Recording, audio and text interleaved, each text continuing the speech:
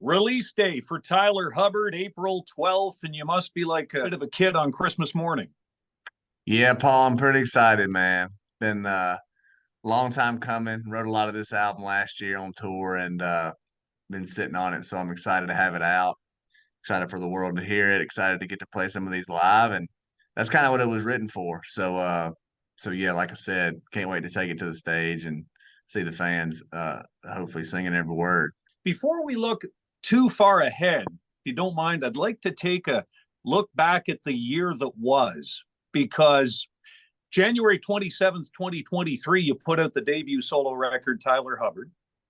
And on release day that time around, you also took time to chat with us. And I asked you the question at the end of the interview, and I went back to hear it again, that if you and I were able to get together a year from the day after the release of Tyler Hubbard, what is it you hope we're talking about? So here we are a little over a year later, and I went back to hear what it was you said. And you said, I hope we talk about how many people have connected and related to the album and how many lives it's impacted. And you also went on to say, I hope we're talking about how many great shows we played last year and how I'm getting teed up and ready to make the next album and feeling really confident about the songs I've written over the last year. So Nice. have you ticked those boxes?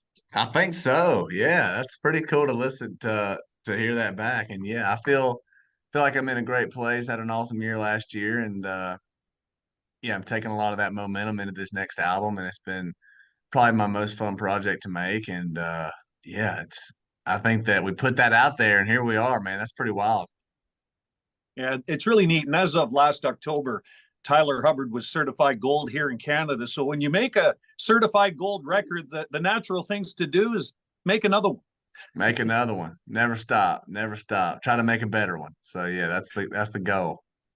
So strong is the record. First of all, let's talk about the title. And of course, there's the title track that goes along with it. So what does strong say? For us, it's I think the word strong is uh pretty dynamic. I think it's got a lot of layers to it, whether you're talking about physical strength, mental strength, emotional strength, relational strength, which is what I refer to in the song, talking about me and my wife. But but yeah, for this album, as we were putting it together and going through the process, we kept referring to a lot of things as being strong. That's a strong take or a strong song or a strong mix or, strong photo. And so we went back and forth on a few other titles on the album and just felt like, man, strong really feels like it kind of covers it and what we want to represent this body of work. And we feel like it's a strong album. So let's just call it what it is. Right on. Strong is the album, available now anywhere you buy music. And 13 songs on the record, which I think is great value for a Tyler Hubbard fan. And it seems to me, having listened to the record, there's a lot of diversity, not just sonically, but with the stories you're telling on the record. Cool. That's great to hear, man. Yeah, I wanted it to be kind of a journey. I wanted it to be fun. I want it to be something you can listen to on a road trip and not skip anything, and maybe make a few laps down the album. But because it's pretty digestible, just being 13 songs, and I think it's like 45 minutes total. So, anyways, it's thanks for saying that. That was intentional, and I just wanted to kind of have a little something for everybody on there. 73 Beatles, one of the songs really popped out to me because I think I'm at a phase in life where I can really relate to a song like that. And that's something that's real personal for you too, isn't it? Yeah, it is for sure. That's something that song's true to the lyric, and that car is just something that reminds me of dad and a lot of special memories together and a lot of hours in a garage, and so I just wrote about it and ended up feeling like it needed to be on this album. It needed to be the continuation of Miss My Daddy, if you will. And so I was happy to have it on there and let people in a little bit deeper. So you mentioned writing the song, and I think that's a solo write, if I'm not mistaken, on the record. Hmm. But So it is. anybody who looks, yeah, someone looks at the track listing and over the course of the record, they're going to see your name on every song in at least a co-writing basis. And so people really do get a peek at what makes you tick, I think. Yeah, in case, yeah, that's true. I think there's a little bit of there's my fingerprint on all these songs, and I hope that the fans get to know me even more by listening to it. And writing is such an important part of what I do. It's so fun for me, and it's kind of my craft. And so to put these songs and my art out into the world, it's just it never gets old, and I'm really proud of it. So if you were to if I were to go download the record right now, what's the song on that record? And this might be tough for the artist to answer. What's the first song you'd tell me to go find? Probably Wish You Would. Yeah, I think so. And I think that's the first album on the track listing. But I think it sets the stage for the rest of the album pretty well. Right on. Everybody you're responsible for is well, family's all well. Everybody's good. Yeah, man. Everybody's good. The kids are healthy and, doing well. And Haley, my wife, is doing great too. So thanks for asking. How about you? Well, my kids are a growing concern. My daughter's now 20 and become an adult, and my son's a giant and hits a golf ball a mile. Wow, well, that's fun.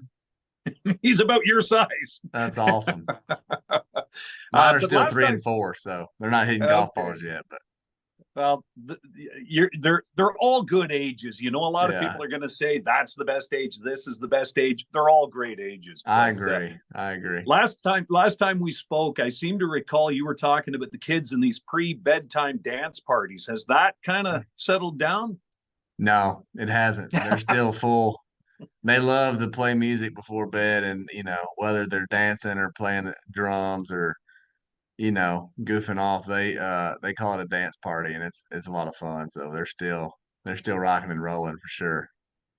Right on. Well, I'm glad you're still doing that because all of these things at the various ages of life with the kids, they're all limited time offers. So if they want to have the dance party, have the dance party. I like that limited time offer. That's true.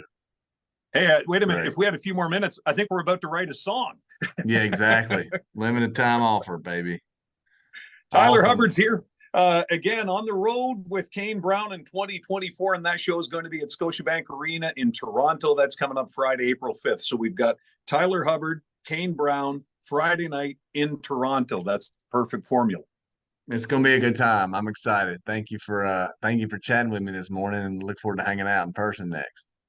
Well, let me wrap this with the same question I wrapped last time. If Tyler Hubbard and I get together on the 12th of April, 2025, what is it you hope we're talking Oh, about? well, I'm gonna essentially echo my last year, but ultimately, I hope we're talking about another album. Good stuff. Yep, I hope you are as well. for sure. Well, thank you, Where Paul. do people find you on socials? You can find me at Tyler Hubbard everywhere you get on there to be social. 21-time #1 hit writer, and you're on some kind of solo heater, man, and keep it going. Thanks, Paul. I appreciate you, buddy.